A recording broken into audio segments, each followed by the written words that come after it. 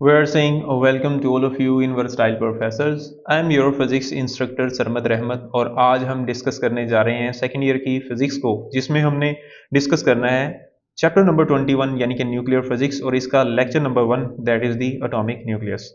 So atomic nucleus की तरफ चलते हैं, लेकिन सबसे पहले soon after the discovery of electron and proton लोगों के माइंड में एक क्वेश्चन राइज हो रहा था कि ये पार्टिकल्स जो हैं यानी कि जिन पे चार्ज पार्टिकल हैं, ये चार्ज है वो कैसे एटम्स के अंदर एडजस्ट हो सकते हैं या कहाँ पे इनकी पोजीशन होगी। तो आफ्टर दैट हमें इंफॉर्मेशन मिली with the help of the Rutherford. हमें आइडिया ये क्लियर किया मिस्टर रदरफोर्ड ने, जिनके मॉडल के मुताबिक उन्होंने कहा कि एक्चुअली एटम का जो सेंटर है वो एक स्मॉल पार्टिकल है बट डेंस पार्टिकल है, उसकी डेंसिटी बहुत ज़्यादा है as compare to other part of the atom. जबकि दूसरा पार्ट ये था कि जो सेंट्रल पार्ट है वो पॉजिटिव चार्ज आयन पे मुश्तमिल है, यानी कि इसका न्यूक्लियस जो है उस पर पॉजिटिव चार्ज है, जबकि सराउंडिंग के अंदर इलेक्ट्रॉन्स जो हैं वो नेगेटिव चार्ज रखते हैं और न्यूक्लियस के गिर्द रोटेट करते हैं। सो आफ्टर दैट 1920 में ये भी देखा गया कि अनदर पार्टिकल भी एग्जिस्ट करता है न्यूक्लियस के अंदर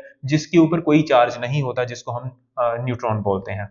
सो आफ्टर दैट हम यहाँ पे ऑब्जर्व करते हैं जी डिस्कवरी 1932 में मिस्टर जेम्स चैडविक ने आइडिया दिया न्यूट्रॉन का, जो कि पार्टिकल अपना कोई भी चार्ज नहीं रखता लेकिन न्यूक्लियस के अंदर एग्जिस्ट करता है। At the centre of the atom अगर हम ऑब्जर्व करें एटम के सेंटर को, तो इसमें ऑलमोस्ट 99.9% मैस अकोमोडेट करता है as compare to other part of the atom. मैं यहाँ पे एग्जांपल लूंगा, अगर कंसीडर करते हैं एक क्रिकेट स्टेडियम को, तो अगर मैं जहाँ पे बैट्समैन होता है वहां पे अगर हम एक छोटा सा बॉल रख दें तो वो वाला पार्ट जो है वो एक्चुअली कंसीडर होगा एज अ न्यूक्लियस, जबकि सारे का सारा ग्राउंड या सारे का सारा स्टेडियम कंसीडर होगा as a complete size of the atom, जिसके गिर्द इलेक्ट्रॉन्स रोटेट करता है। और एक फर्दर मैं आपको बात बता दूं कि इलेक्ट्रॉन और प्रोटॉन जो हैं ये एक दूसरे के बराबर नहीं होते। इलेक्ट्रॉन 1836 टाइम स्मॉलर होता है एज कंपेयर टू प्रोटॉन और न्यूट्रॉन। सो यहाँ पे आप कंसीडर कर सकते हैं न्यूक्लियस, अगर मैं न्यूक्लियस की ऑब्जर्वेशन देखूं तो न्यूक्लियस के अंदर प्रोटॉन और न्यूट्रॉन एग्जिस्ट करते हैं और न्यूक्लियस के ऊपर पॉजिटिव चार्ज होता है। सो यहाँ पे कह सकते हैं कि जी एटम जो है अभी मैंने बताया 10⁵ टाइम ग्रेटर होता है अगर एटम देखा जाए साइज के मुताबिक as compare to the nucleus, यानी कि मैंने प्रोटॉन का साइज यानी कि न्यूक्लियस का साइज जो है वो एटम के साथ कंपैरेटिवली अगर हम ऑब्जर्व करें 10⁵ टाइम ग्रेटर होता है। That's the structure of the nucleus. अगर हम सेंट्रल पार्ट को ऑब्जर्व करें so I can say these are the nucleuses. So further हम चलते हैं न्यूक्लियाइड्स।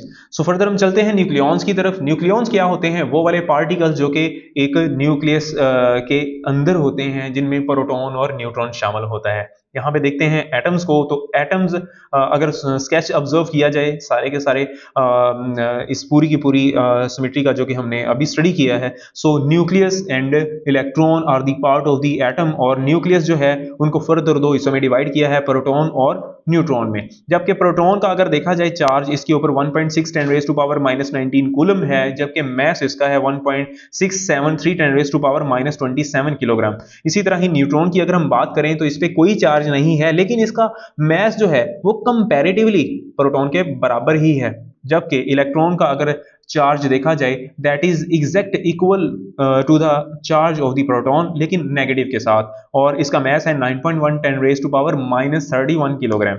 अब हम यहाँ पे फर्दर देखते हैं यूनिफाइड मैस स्केल। आपने अभी देखा कि एटम का साइज टू मच स्मॉलर। अगर हम ऑब्जर्व करें तो एटम में प्रोटॉन, न्यूट्रॉन और इलेक्ट्रॉन का मैस इंतहाई स्मॉलर होता है, तो इस वजह से उसको वेट बैलेंस पे कैलकुलेट करना हमारे लिए इम्पॉसिबल है। तो इसी वजह से हमने इसके लिए एक नया स्केल बनाया है जिसको हम बोलते हैं यूनिफाइड मैस स्केल। अब 1U is exact 1/12 of the mass of the carbon 12 एटम। अगर कार्बन 12 एटम का 1/12 पार्ट लिया जाए तो एक पार्ट बचा हुआ 1 AMU के बराबर होगा या 1U के बराबर होगा। इसे एटॉमिक मैस यूनिट भी कह सकते हैं। सो हम इस वक्त 1U लेते हैं कंपैरेटिवली 1.6606 10⁻⁻27 किलोग्राम। याद रखिएगा ये एक मैस का यूनिट है और कंपैरेटिवली हमें मिलता है। In this unit of mass we can say proton जो है हम ले सकते हैं जो आपके पास गिवन वैल्यू है 1.00726 एटॉमिक मास यूनिट, जबकि न्यूट्रॉन के लिए 1.008665 यूनिट, जबकि इलेक्ट्रॉन के लिए 0.00055 एटॉमिक मास यूनिट। सो अब हम फर्दर देखते हैं net charge on an atom. अगर हम एक एटम पे नेट चार्ज देखें तो कोई चार्ज एटम के ऊपर नहीं होता। इसकी रीजन क्या है? इसकी रीजन ये है कि जितने प्रोटॉन होते हैं उतने ही इलेक्ट्रॉन होते हैं, और चार्ज जैसा कि आपको पता है इनके ऊपर सेम होता है बट एंटी होता है, इस वजह से एक दूसरे के इफेक्ट को कैंसिल कर सकते हैं। सो इलेक्ट्रिकली एक चार्ज न्यूट्रल होता है, उस पर कोई एक एटम जो है न्यूट्रल होता है, उस पर किसी किस्म का एटम चार्ज नहीं होता। अब हम फर्दर देखते हैं एटॉमिक नंबर को। एटॉमिक नंबर क्या होता है? Number of the proton in a nucleus that is called, हम कह सकते हैं कि वो एटॉमिक नंबर होगा। आप यहाँ पे देख सकते हैं कि हमारे पास 3 प्रोटॉन हैं, और यहाँ पे ऑब्जर्व किया जाए तो ये एटॉमिक नंबर जो है that is the Z equal to 3। अब अगर हमने चार्ज देखना है इस पूरे के पूरे एटम पे चार्ज क्या है, तो सिंपली हमें प्रोटॉन के नंबर से मल्टीप्लाई करना पड़ेगा, तो जिसकी वजह से हमें चार्ज ऑन अ न्यूक्लियस मिल जाएगा। सो हम कह सकते हैं अगर हम एटॉमिक नंबर को देखें तो उसको Z से रिप्रेजेंट किया जाता है, जबकि total charge on the nucleus ZE के ही बराबर होता है। सिंपली हमें E से उस Z को मल्टीप्लाई करना होगा। आफ्टर दैट हम चलते हैं mass number की तरफ। द कंबाइंड mass या the combined number of the proton and the neutron that is represented by A, that's called mass number। यानी कि अगर हम प्रोटॉन और न्यूट्रॉन की तादाद सम करते हैं तो हमारे पास जो कलेक्टिवली इनका मास मिलेगा that will be the mass number. जो टोटल नंबर मिलेंगे that will be the mass number, यानी कि number of nucleons called mass number, और इसको A से रिप्रेजेंट किया जाएगा। फर्दर आप यहाँ पे देखें तो हमें प्रोटॉन के साथ साथ न्यूट्रॉन भी मिल रहा है, तो इसका मतलब है कि हम Z प्लस N, यानी कि N का मतलब नंबर ऑफ न्यूट्रॉन्स हैं। यहाँ पे देखें तो Z plus 1 that is A is equal to 4 मिलेगा, 3 प्लस 1, तो इसका मतलब है total number of the nucleons are 4, या mass number is equal to 4। अब फर्दर हम यहाँ पे मास नंबर को फर्दर कैलकुलेट, यहाँ पे नंबर ऑफ न्यूट्रॉन को कैलकुलेट भी कर सकते हैं। सिंपली यही इक्वेशन इस्तेमाल करें, A is equal to N plus Z है, यहाँ से आप सिंपली N को सेपरेट कीजिए तो A माइनस Z मिलेगा। So A is equal to 4, Z is equal to 3 आपको पता है, तो अगर हम यहाँ पे सब्ट्रैक्ट करें तो हमारे पास N इज इक्वल टू 1 के बराबर होगा। यहाँ पे एग्जांपल लेते हैं हाइड्रोजन एटम की। हाइड्रोजन एटम जैसा कि उसके एटम को अगर हम ऑब्जर्व करें तो उसके अक्रॉस एक इलेक्ट्रॉन रोटेट कर रहा होता है, और इसके न्यूक्लियस में सिर्फ एक प्रोटॉन है, जबकि इसका मतलब ये हुआ A is equal to 1 and Z also equal to 1, क्योंकि N की तादाद यहाँ पे 0 है, न्यूट्रॉन नहीं है।